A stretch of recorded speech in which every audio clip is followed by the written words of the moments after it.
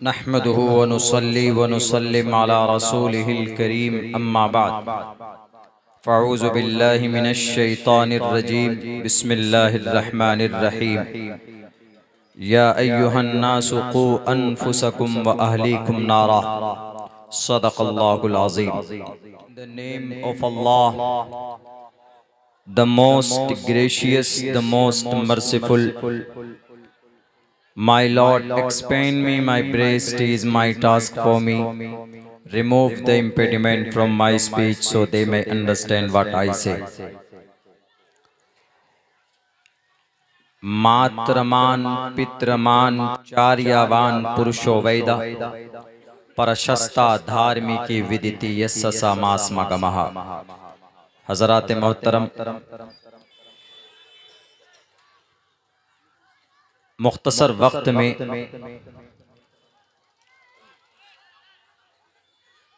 अपने समाज और माशरे में एक बहुत बड़ा फरीज़ा जिस पर हम लोगों की तवज्जो नहीं है, उस पर बात कर कर मुझे यहाँ से रुखसत होना है। इस स्टेज पर बड़ी मुअज़्ज़ज़ शख्सियात बैठी हुई हैं, खुसूसन हज़रत मौलाना का खिताब अभी हुआ। मौलाना नसीम साहब और दिगर हुफ़्फ़ाज़ और क़ुर्रा और उलमा बैठे हैं। यहीं पर इस पंचायत के साबिक़ मुखिया भी इसी स्टेज पर अभी तशरीफ़ फरमा है।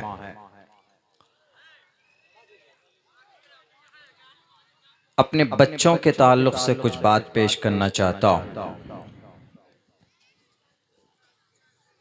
उसके बाद फिर अजान होगी, फिर नमाज होगी, उसके बाद फिर इंशाअल्लाह हज़रत क़ारी सोहराब साहब चापदानी का भी खिताब होगा और भी दिगर मुक़र्रिरीन हैं, आप उनके खिताब से इस्तिफ़ादा कर सकते हैं। वो मुझे ये कहना है जो ज़रूरी है कि हम अपने बच्चों पर ध्यान और तवज्जो नहीं देते।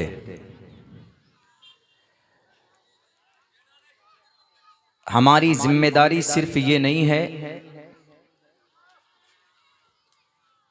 कि हम बच्चा पैदा हुआ और उसको छोड़ दिया, उसकी तरबियत नहीं, उसकी तालीम का कोई बंदोबस्त नहीं और उसको उसकी ज़िंदगी कैसे रोशन हो, उस ताल्लुक़ से हम लोग फ़िक्रमंद नहीं होते हैं। यही वजह है कि हमारे माशरे में जो हमारे बच्चे जवान होते हैं, बड़े होते हैं, वो एक दिन चलकर शराबी बनते हैं या कहीं कहीं कुछ बच्चे तो ऐसी गलत सोहबत इख्तियार कर लेते हैं कि वो डाकू बन जाते हैं, लुटेरे बन जाते हैं। और हम ये समझते हैं कि मौलाना हम क्या करें, हमने बहुत कोशिश की, बहुत मेहनत की, बच्चा हमारा नहीं लाइन पे आ रहा है। आपकी जिम्मेदारी है, आपकी रिस्पॉन्सिबिलिटी है, आप गार्जियन हैं। जिस दिन बच्चा पैदा होता है तब से लेकर उसके बालिग होने तक उसकी सही तरबियत और सही परवरिश और उसको सही नॉलेज प्राप्त करना, उनको देना, ये हमारी और आपकी बड़ी जिम्मेदारी है।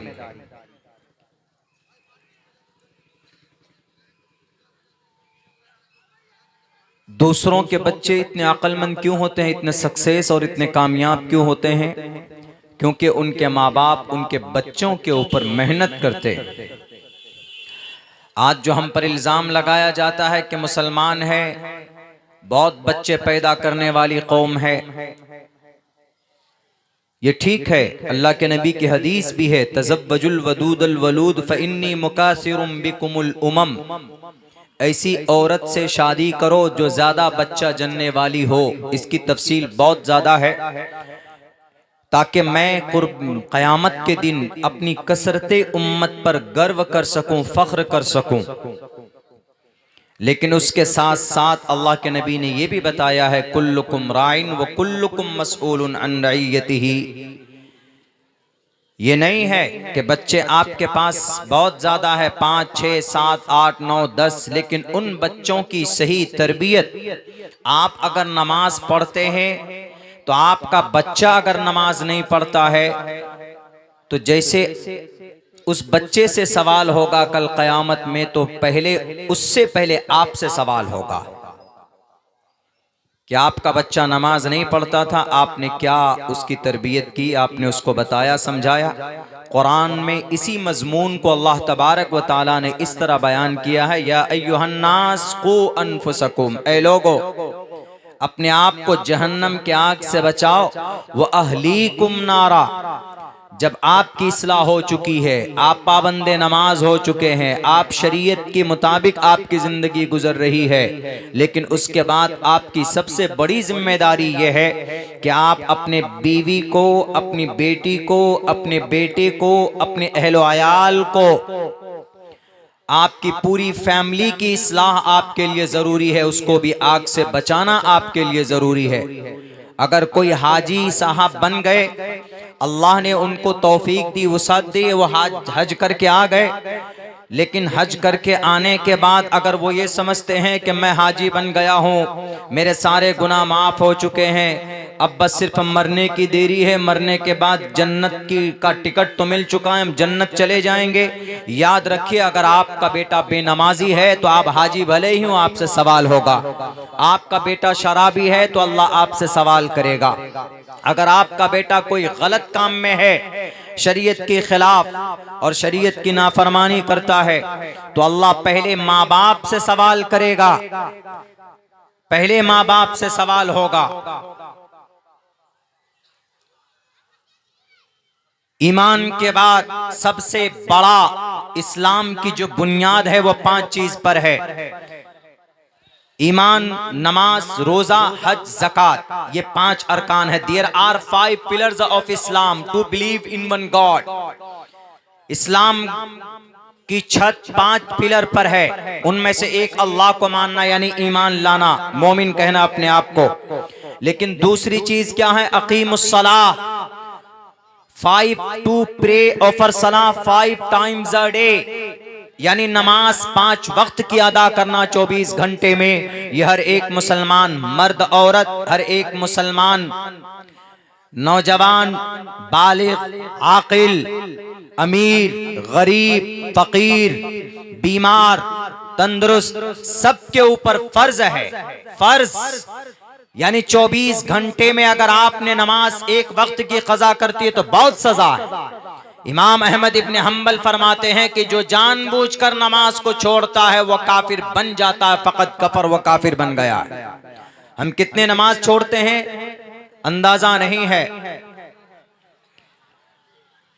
इसीलिए मेरे भाइयों, ये जरूरी चीजें हैं। ईमान है, नमाज है, रोजा है, ज़कात है, लेकिन ज़कात में साहिब निसाब होना ज़रूरी है। रोज़ा है, उसमें भी कुछ शराइत हैं। अगर आप मुकीम हैं, अपने घर पर बैठे हैं तो रोज़ा फ़र्ज़ है। अगर आप सफ़र में निकल गए तो उन दिनों में आपसे रोज़ा माफ़ है, यानी आप उन दिनों में नहीं रखेंगे। अगर आप खाना खा लेंगे तो नो प्रॉब्लम, कोई दिक्कत नहीं है, लेकिन बाद में आपको वो रोज़े आपको अदा करना होगा।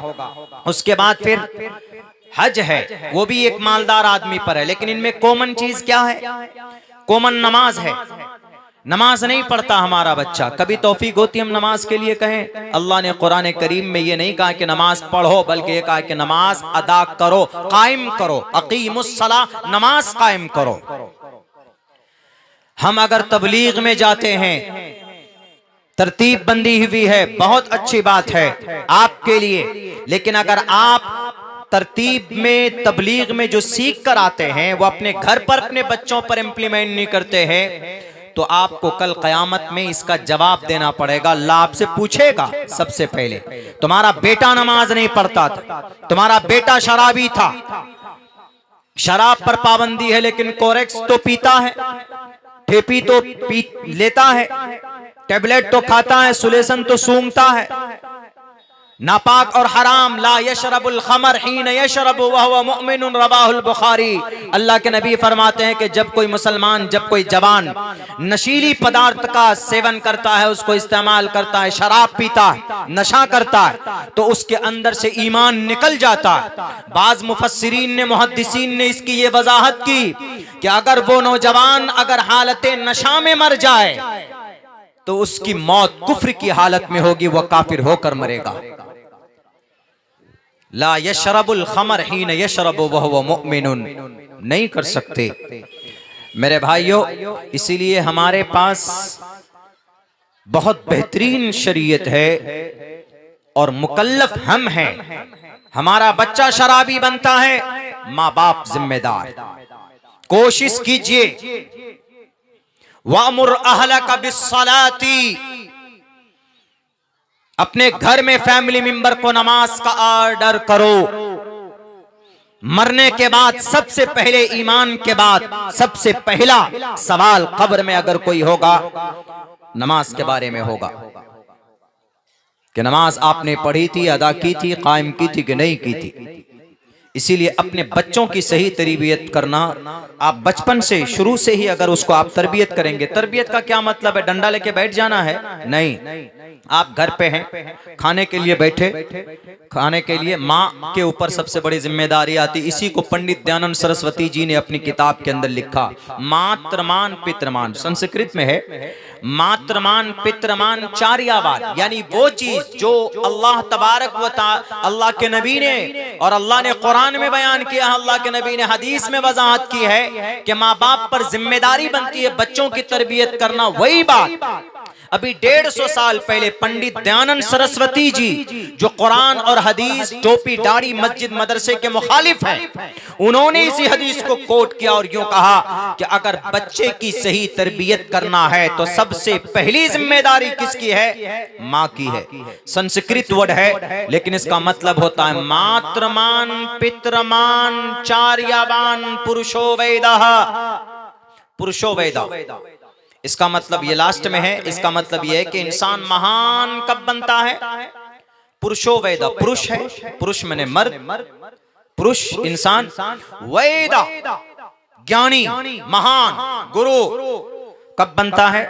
3 आदमी की मेहनत का चर्चा किया है, मातृमान पितृमान चार्यावान। माँ की मेहनत, बाप की मेहनत, उस्ताद की मेहनत, यानी सबसे पहले माँ की तरबियत जरूरी है।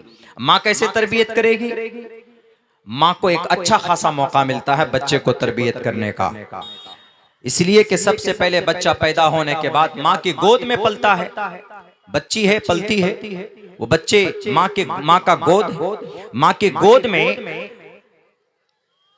आप ये मत समझिए कि बच्चा 2 साल का होगा, वो बोलना, जब बोलना बोलेगा वो आवाज निकलेगी उसकी जुबान से, जब हम उसकी तरबियत करेंगे। नहीं, आप कुछ भी बोलिए, बच्चा कैच करता है, बच्चा सीखता है।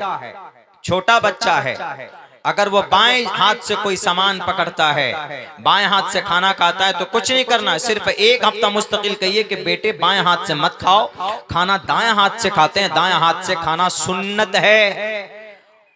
पूरी जिंदगी के अंदर सब कुछ भूल सकता है, लेकिन माँ की तरबियत की हुई चीजें वो कभी नहीं भूल सकता, कभी नहीं भूल सकता। हमें याद है, हमको कुरान पढ़ना किसने सिखाया? मेरे उस्ताद ने नहीं सिखाया। मुझे कुरान का नाजरा पढ़ना मेरी माँ ने सिखाया, मेरी अम्मी ने सिखाया।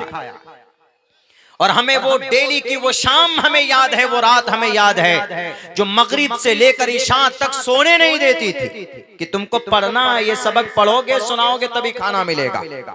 इसीलिए कहा गया मातृमान, माँ की जिम्मेदारी पहली। क्योंकि मेरी माएं बहनें भी यहाँ पर बैठी हुई हैं, तो ये इधर उधर ईरान तुरान की बात करने से बेहतर है कि आपको एक नुस्खा बता दिया जाए जो हम भूल चुके। और ये नस्ल जो है, ये छोटे बच्चे हैं, इनको छोटा बच्चा मत समझिए। आप चले जाएंगे, आपकी उम्र हो चुकी, लेकिन आने वाली नस्ल अगर शराबी हो, कबाबी हो, जुआरी हो, फसादी हो, लड़ाकू हो, बेतहजीब हो, बदतमीज हो, बदसलीका हो, तो फिर आपने कुछ नहीं किया, आपने इनके लिए कुछ नहीं किया। आपने जमीन खरीद ली इनके लिए, मकान आपने बनाया है, लेकिन तहजीब आपने तरबियत नहीं दी अपने बच्चे को। आपका बच्चा इस्लाम के अकीदे से महफूज, वो बच्चा इस्लाम के अकीदे के बारे में कुछ नहीं जानता, नबी के बारे में कुछ नहीं जानता, नमाज के बारे में नहीं जानता, फरिश्तों के बारे में नहीं जानता, वजू के बारे में नहीं जानता, गुस्ल के बारे में नहीं जानता। ये बेसिक वो चीजें हैं कि जो माँ बड़ी आसानी के साथ अपने बच्चे को सिखा सकती है। बल्कि बाज माएं तो ऐसी हैं कि जिन्होंने दूध पिलाते पिलाते उनके बच्चे गोद में 2 साल की मुद्दत में 15-15 बच्चे के हाफिज कुरान हो गए। ऐसे भी माएं हैं दुनिया के अंदर। इसीलिए इसको कहा गया मातृमान, माँ की मेहनत। कोई भी काम करे घर के अंदर कि बेटा तुमको ऐसा नहीं करना है, तुमको ऐसा करना है। कोई अगर आप बाहर से आए तो बेटा तुमको क्या करना है, सलाम करना। देखेंगे आपके बहुत से बच्चे ऐसे होते हैं कि जब आप उनको सलाम का इशारा कीजिए, सलाम करने के लिए बोल तो सकते हैं लेकिन हाथ से ऐसे इशारा करते, ऐसे हाथ बढ़ाते। ये बेहतरीन तरबियत का नतीजा है। ये चीजें मुंतकिल हो गई यहूदियों में। यहूदी बच्चे आप जाएंगे तो वह आपको ढंग से नहीं बोलना जानता है। 1.5 साल का है, 2 साल का है, 1 साल का भी बच्चा है तो बच्चा आपको इशारे में आपको गुड मॉर्निंग करेगा। वो बच्चा क्यों? उसकी माँ की तरबियत होती है उसमें। माँ के बाद जब बच्चा थोड़ा बड़ा हो जाता है तो उसके बाद बाप की जिम्मेदारी आती है। बाप का काम सिर्फ पैसा कमा कर लाना, घर बनाना, जमीन इकट्ठा करना, बैंक बैलेंस बनाना नहीं है। माँ की जिम्मेदारी है 2 साल, 2.5 साल, 3 साल, 4 साल तक अपने पास रखे। 3-4 साल के बाद फिर अब बाप की जिम्मेदारी आती।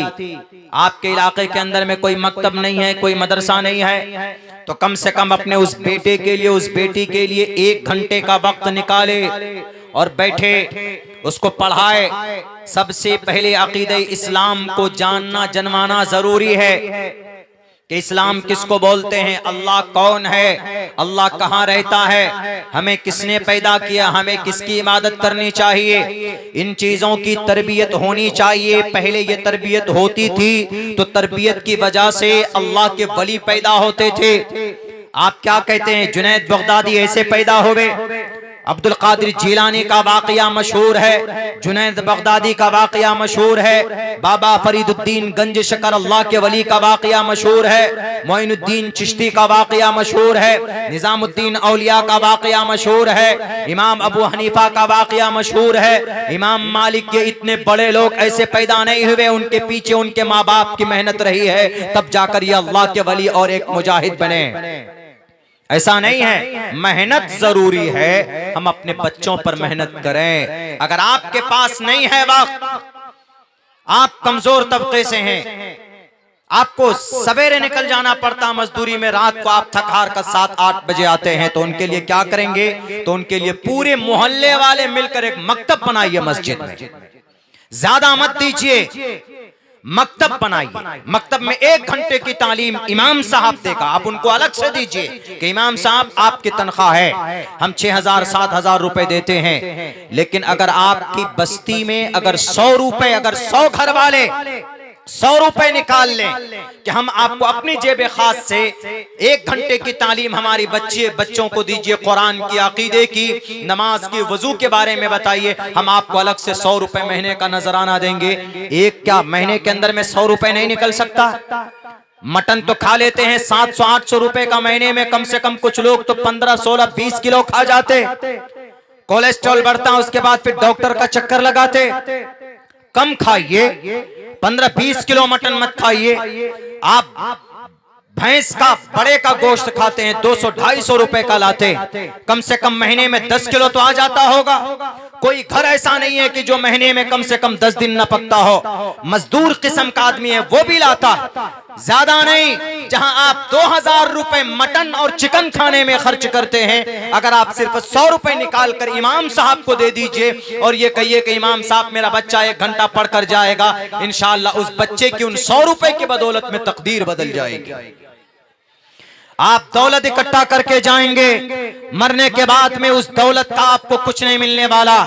आप बच्चे के लिए घर बनाकर जाएंगे, बच्चे मरने के बाद आपको भूल जाएंगे। उस दौलत और उस घर के बंटवारे के लिए आपके लिए इसाले सवाब के लिए कुछ नहीं जानेगा, कुछ नहीं ट्रांसफर होगा। लेकिन अगर आपने अपने बच्चे को कुरान पढ़ना सिखा दिया, अगर आपने अपने बच्चे को नमाज पढ़ना सिखा दिया, अगर आपने अपने बच्चे की सही तरबियत की, तो अल्लाह के नबी की हदीस है, इज़ा मातल इंसानु इनक़ता अमलुहु इल्ला मिन सलासा इल्ला मिन सदक़तिन जारियतिन औ इल्मिन युंतफ़उ बिही औ वलदिन सालिहिन यदऊ लहू।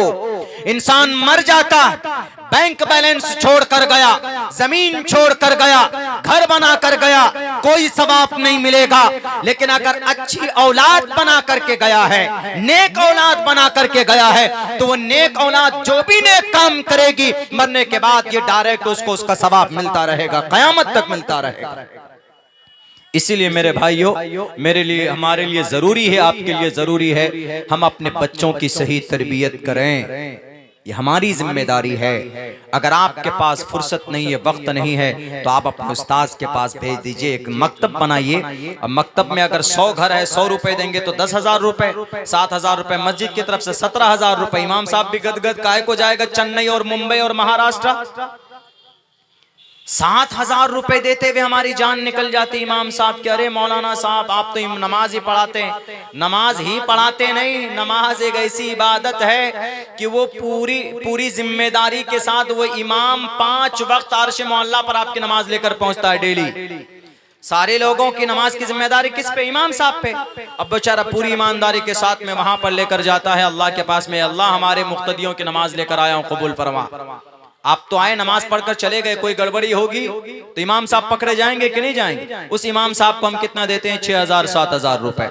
नहीं मेरे भाइयों, ये अन्याय है। अगर हम 200 रुपए भी निकालेंगे तो मस्जिद की अच्छी तामीरी काम के अंदर भी एक फंड जमा होगा, और फिर इमाम साहब वहाँ मकतब भी बना सकते हैं, और फिर अपने बच्चों के अकीदे भी ठीक कर सकते हैं। मातृमान पितृमान, माँ की जिम्मेदारी, फिर बाप की जिम्मेदारी। बाप की जिम्मेदारी क्या होती है? बचपन में हम ऐसा होता था, अम्मी पढ़ाती थी तो बहुत ज्यादा, जिस दिन सबक याद नहीं किया, जिस दिन याद ही नहीं होता था, कुछ चैप्टर ऐसे आ जाते थे, उस वक्त कायदा बगदादी वो चलता था, प्लास्टिक का लाल, हम लोग वही पढ़े। आजकल तो नूरानी कायदा, उस वक्त में बैरी कायदा बगदादी वही पढ़ते। अलिफ पेश मजहूल पढ़ा जाता था। आज तो अलिफ बा ता सा जीम हा खा ऐसे पढ़ा जाता। उस वक्त में अली बे ते से जीम है के ऐसे पढ़ा जाता था। बाद में तजवीद पढ़ने के बाद में हमारी ये वो ठीक हुई है, अलिफ पेश ओ, बे पेश सो, से पेश सो ऐसे पढ़ा जाता था। आज भी मिलेंगे आपको ऐसे पुराने जितने भी लोग हैं, वो सूरह फातिहा आप उनसे सुनिए, अल्हम्दुलिल्लाह रब्बिल आलमीन अर्रहमानिर रहीम मालिक यौमिद्दीन। आप लाख कोशिश कीजिए, ठीक नहीं होगा। पहले जमाने में ऐसे तालीम होती थी, पढ़ा जाता। उसी में हमको याद है कि अम्मी एक रोज बहुत सख्त थी, अलिफ पेश ओ, हम बोलते थे अलिफ पेश सो। बहुत पिटाई हुई थी हमारी इस पे पढ़ने पे। तो उस दिन हम रूठ गए, मारे जा रहे, हमारी क्या गलती, हम पढ़ रहे हैं अलिफ पेश ओ के बजाय अलिफ पेश सो निकल रहा है, तो हम क्या करें? हमारा कहने का ये अर्थ था, तो हम रूस गए। सोचे क्या थोड़ा रूठ जाएंगे, गुस्सा हो जाएंगे, तो अब्बा आएगा, अब्बा आए थे तो अब्बा अम्मी डांटती, कहने बच्चा मेल है। अब्बा आए, आने के बाद क्या पूछते हैं? सबक सुनल को न सबक इकर खाना बन के देख दी दिन था। हमें कह रे बाप रे, ये तो और उनसे बड़ा दज्जाल। लेकिन वो दज्जाली नहीं, वो उनकी एक शफकत और उन्हीं लोगों की मेहनत है कि आज यहाँ तक पहुँच पाए हैं। अगर कुछ 2 लफ्ज बोल पाते हैं, सीने में कुरान है, अगर कुरान और हदीस को समझने की सलाहियत अगर कहीं से पैदा हुई है तो अपने माँ बाप की मेहनत की वजह से हुई, उनकी सही तरबियत हुई। डेली 1.5 साल तक मेरे घर से हरवा चौक का मदरसा तकरीबन 1.5 से 2 किलोमीटर का है। 1.5 साल तक डेली का मामूल था, सर्दी हो, गर्मी हो, आंधी हो, तूफान हो, बस अपना थैला उठाया, डेली वो बासी भात खा करके 8 आना मिलता था, जाकर अपना पढ़ करके डेली दोपहर को आना। उसी तरबियत का नतीजा था। तो इसीलिए आपकी जिम्मेदारी, बाप की जिम्मेदारी, पहले माँ की जिम्मेदारी फिर बाप की जिम्मेदारी, मातृमान पितृमान, माँ की जिम्मेदारी पिता की जिम्मेदारी, उसके बाद फिर तीसरी जिम्मेदारी किनकी बनती है? उस्ताद की। चार्यवान पुरुषो वेदः। अब चूंकि माँ बाप के पास एक महदूद वक्त था, उन्होंने दिया, उसके बाद हमारा दाखिला कराया गया कहाँ पर? चलो बैरगाछी में, वहां पर गए तो वहां पर उस्ताजों ने मेहनत की, उस्ताजों ने मेहनत की हम पर, और फिर बहुत ऊंच नीच ऐसे हालात आए कि उसके ऊपर पढ़ते पढ़ते फिर उत्तर प्रदेश गए, वहां पढ़ने के बाद फिर 8 साल 9 साल का वक्त वहां पर गुजरा, वहां से फिर बेंगलोर गए। तो जो कुछ भी आया और जो हायर स्टडीज हमने की तो अपने उस्ताद के जरिए से। चार्यवान, माँ बाप घर तक है, लेकिन 5 साल अगर ढंग से आप बच्चे की सही तरबियत कर दीजिए तो इंशाअल्लाह वो जहां पर भी रहेगा, दुनिया के जिस कोने में भी तालीम हासिल करने के लिए भेजेंगे तो आपका बच्चा कभी भी बेतहजीब बदतमीज बनकर नहीं निकलेगा। ये सिर्फ 4 साल बच्चे पर मेहनत कर लो। आज जो हमारे नौजवान अपाची खपाची गाड़ी में कोरेक से चढ़ाकर जो उड़ते हैं ना, डेली जो की हाट के अंदर high school field, high school के करीब में 2-2 3-3 नौजवानों की बाइक वो ट्रक के नीचे आ जाते। कौन है वो? पिकट टुन होले वाले। उनको दिखता है ट्रक उधर से आ रहा है तो वो सामने देखता है इधर से रास्ता खाली है, क्यों? पिया हुआ रहता है। और जो आदमी पिया हुआ रहता है, पूछिए जरा, हम तो नहीं पिए, जो पीते हैं उनसे पूछे कि 2 रास्ता नजर आता है कि नहीं आता।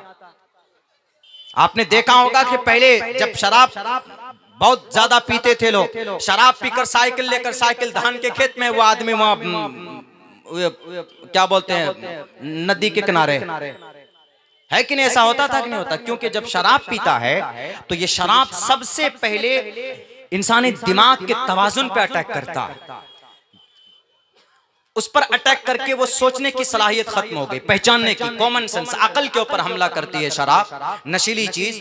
तो आदमी की अकल खत्म हो गई तो अब आदमी को 3 रास्ता दिखता है, इधर भी इधर भी इधर भी। उसको कभी कभी वो नदी के किनारे कोई हाईवे समझ करके उसी में साइकिल घुसा देता है। हमने देखा अपने नजरों से, आपने भी देखा होगा, चल रहा इधर एकदम मस्त होकर, क्यों? उसको सब हाईवे ही नजर आता। तो इसीलिए हमारे वो जवान जो आज इस वक्त में, इस पुरफितन दौर में मेरे नौजवानों, एक सुन्नत पर अमल कर लोगे तो 100 शहीदों का सवाब अल्लाह तबारक व तआला अता फरमाएगा। तो ये हमारी जिम्मेदारी है कि नहीं, अपने बच्चों की सही तरबियत करेंगे इंशाअल्लाह। मेरी बात थोड़ी लंबी होती है, लेकिन चूंकि मेरे पास वक्त भी कम है, 35 मिनट बोल चुका हूं। मैंने सोचा था कि 25 से 30 मिनट बोलूं। अभी मुझे 2 प्रोग्राम में जाना है, चूंकि ऑर्डर था, हुक्म था, तो इसलिए पहुंचना पड़ा।